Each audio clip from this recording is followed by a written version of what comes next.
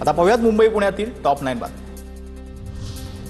Coastal रोडच्या भुयारी मार्ग वाहतुकीसाठी खुला, कोस्टलच्या उर्वरित 2 आंतरमार्गिकाही खुल्या करण्यात आल्यानं मुंबईकरांचा प्रवास आणखी सुसाट होणार।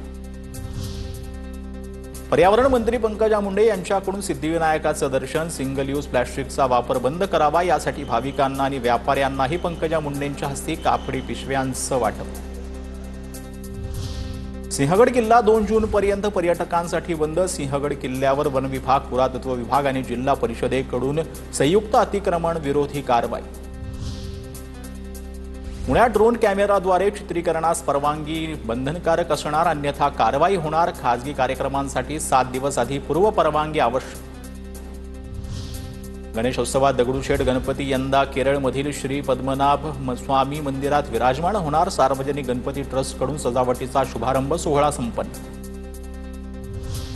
पुणे विद्यापीठ परिसरातील उड्डाणपूल जूनमध्ये पूर्ण होणार। विद्यापीठ चौकात 2 मजली उड्डाणपुलाचं काम सुरू। वाहतूक कोंडी होत असल्यानं पुणेकरांना उड्डाणपुलाची प्रतीक्षा।